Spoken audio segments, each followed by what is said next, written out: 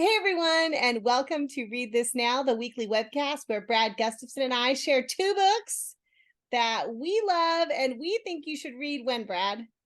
Right now, right now. That's it, right this moment. Do not delay. Speaking of not delaying, my friend, what have you been reading this week? Got a good one here, people. So good. Okay. I don't do this often. We don't do this often in our family, but we have bought multiple copies of a book. So that means, you know how it goes, right? It Yes. probably means I should give one away too. So how about this? You and I didn't talk about this, but if we could somehow find a way to give away one of my extra copies, I would be more than happy to do that. I So love, how about we do this? How about yeah, we somebody comment on a social media post about our show today, and then you can choose from one of the commenters. love it. Sounds good. It's I on. love It's it. on. Look at this, a plan. We didn't even have a plan, and yet it came Right. together. I love it. Good. So here's the book, and I would estimate I share probably 97%, picture books, young adult, middle grades, stuff like that. Every once in a while, I share I don't know if it'd be called a leadership book, a professional development book, Sure. a book that was written for adults. So Sure. that's what it is today. The book is, hold on a sec, Jen, backstory on the book. I've been nervous about this because when you love a book so much, for Yeah. me, I want to share it in a way where I don't inhibit people from reading it because I love it so much. So I know out that of you feeling. do that too. So I Yeah. just have this pressure, like, don't ruin it or say, make sure that you don't sell it short. So that's what I'm feeling inside right now. And I probably will sell it short, but at least now I've kind of owned that I'm worried about that. So a couple things. The book is written by someone who lives in Los Angeles. His name is Erwin Raphael McManus, the Okay. author. He has several books that have been out. This one, I'm going to read the subtitle. I'm not even going to give you the title yet. Okay. The subtitle is It Doesn't Take a Genius to Think Like One. And a lot of people consider Erwin Raphael McManus just a really powerful thinker, Sure. very unconventional. When I say unconventional, I haven't heard him just talk in forms of cliche. He'll just have you think. He'll look at things differently. He'll take you deeper. Even if you agree on something, it'll just take you to a whole new plane that you haven't thought about before. So that's one of the things I really value about the book. It's written, I don't even know how many chapters it is. I'm going to guess like 6 to 8 chapters, but each chapter is kind of a mental model or a framework that people could have. And I just pulled out a couple I knew I just wanted to quickly mention. And here's what I love. One thing I love about the book and Erwin is that there's lots of nuance in his thinking. So one of the chapters he writes about and frameworks, it's called, I have my Post-its are in the way here, Jen. It's called, it's all about people. Uh-huh. And then another one is called You Don't Need an Audience. And if you were to read them, they're not competing thoughts, but Mhm. they go together well, but they're just different ends of the spectrum. And I love the fact that it is kind of genius to hear someone not just make an uneducated assertion like it's all about people, Right. and then just ride that until the cliche is dead, but really to share it's about people and here's why and here's how to do it and here's some frameworks, but also you don't need people or just like the different nuances. So I hope that makes sense. It is a little bit deeper, and he, through storytelling and data and his own experiences, he does a much better job about going into this stuff. The final thing I wanted to share about this before I actually reveal the cover and the title is mind shift number 10. So I guess there's 10 chapters then at least. Be average at almost everything. And really the assertion of that chapter is, and it does this one, it's not an education book, but this one connects to education a little bit. It's instead of trying to be really good at everything, like I think that's a Yeah. pretty American value, maybe even in education, like we try to get A's or at least B's in everything, right? Right. Right. Like what if we didn't try to have everyone just be average at everything, but had them do, reasonably well, but also let them go deep and do A+ work in areas that they're either naturally gifted in or that they're interested in or that they want to make a difference in, as opposed to just kind of saying do A work in everything. Like what if you Yeah. gave kids time to just really A+ it and go go deep. And again, he explains that much better than I did, but I really like that concept because I think if I were doing my own schooling again, and really it's how I do life, I don't try to like learn everything. They're genuinely things that I want to learn and go super deep on developing my skill and understanding. And then there's other things where I don't want to become a master at them, you know. Sure. Anyway, so that's kind of the overview. I'm gonna field questions from you in a second, Jen. I want to reveal a title, okay? Yeah. And I'm doubling up here because one of these is going to be mailed to someone. The book is Mind Shift. Okay. It doesn't take I'm a not ready genius for that. to think like one. And I it's a brand new, it's only been out, I'd say, a month or two. So. Wow. Well, I love it when you share a professional book or a book that's geared towards adults or books that are about like how cause us sort of to think metacognitively about how we learn and how we lead and how we walk through the world. And I think part of that has to do with the fact that because you and I have both written books for other adults and educators, it's a good modeling of the idea that, as writers, we continue to be readers, right? Mm-hmm. Yeah. For sure. Yeah. And the idea of thinking, not trying to be excellent at everything, but instead focusing that kind of energy towards the things you really care about, that really resonates with me because I know in my own life, when I'm trying to do all the things, I don't end up doing any of them to the level I really want, Mm-hmm. you And know? in a cerebral sense, it sounds funny coming from someone like Erwin. Don't try to be good at everything because in my mind, I think I picture him good at everything because Yeah, everything I'm connecting with, he has a podcast, he's got multiple books, and everything I've heard him say and talk about has a level of excellence to sure. it. It's insightful, it's deep, it elevates my thinking, it challenges me, it fulfills me, it inspires me. But the reality is that that's his A+ work and the things that Right, he's passionate about. He's probably not sharing, at least I haven't heard him share his grocery list or his process for mowing the lawn.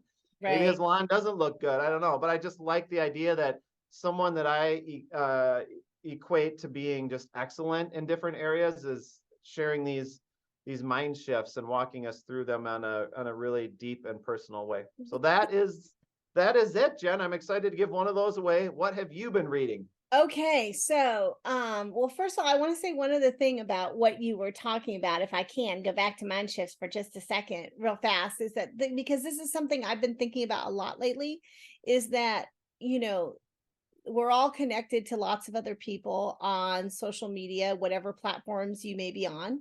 And I think sometimes it's tempting to look at what people share on social media and think that's the whole story.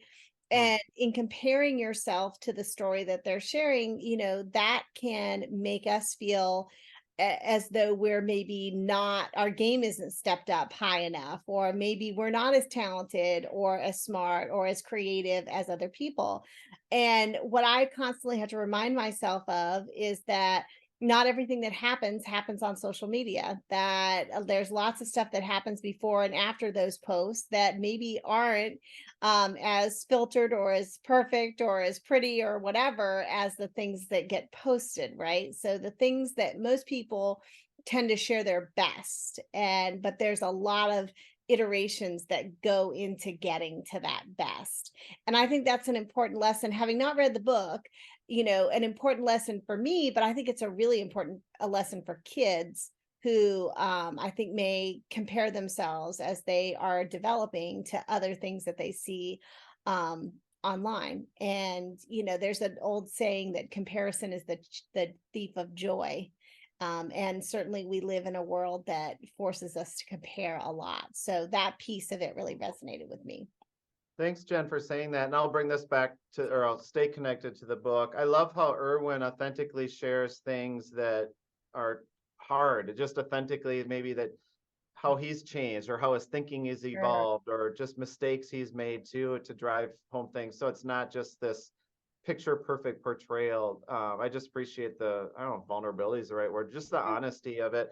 One Right. of the stories he shares in here, and he does leadership coaching and he works with people he works with elite business people men and women who are either millionaires or even billionaires.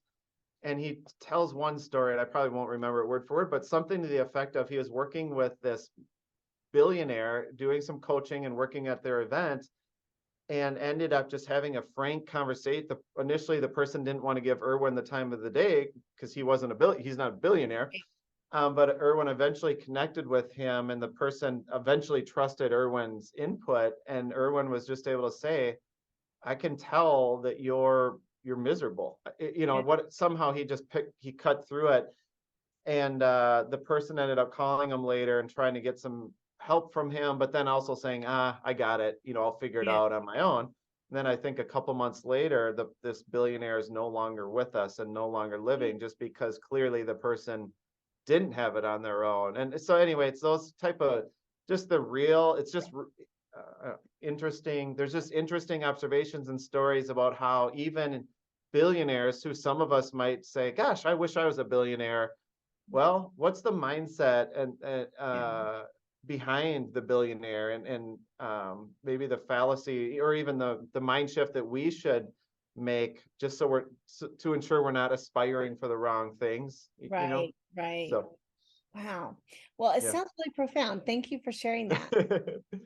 Well, awesome. Okay, I'm really excited to hear a decent book talk now. We're taking a hard left now. turn this week, because I'm sure we can make some connections between our two books, but I'm not gonna try to do it. I'm just gonna This is a first in the show, Jen. I know. Well, I haven't read your book, so it's hard for me to make those connections. But one thing that I will say that's similar is that I've been nervous about sharing this book as well, because it's got a complex plot, which sometimes I feel like I try to incorporate way too much. Like in a book talk, I want to incorporate enough, but not everything. But also because the same reason you said is that I really love the book. And so when you love a book a lot and you go to share it, you want to make sure that you're sharing it in a way that really conveys that, that not only the book itself and why it's so worthy of love, but also your feelings for it. So I've been feeling the same way. And I'm going to start by sharing the beautiful cover of this book. It's called Alebrijes, and it's by Donna Barba Higuera, excuse me. And have you read this yet, Brad? No, but did Donna write the science fiction one? Yes. Okay. What is it called? Oh my gosh, I can't believe I'm not it's got to be The Last Cuentista. Sorry, I can't believe that with the most beautiful cover ever. And I kid you not, before I even saw the author, I don't know if it was the title or the image, something like literally I was thinking of her in that book. Yes. Well, it's amazing you say that, because the whole time I was reading this, this book was going on my Brad Gustafson shelf in my heart, because I know that you're such a fan of sci-fi. And the whole time I was just thinking Brad would love this book. I want to give you a little clue about the book in the cover, because it's got sort of a die cut cover where it opens up and there's something on the inside. And this is the hardcover. It's so beautiful. Like, I'm just fascinated by the bookmaking aspect of it, because this cover is so thick, and when you get it, it's just like sort of a tactile experience. But then when you open it up, this is what you see on the inside.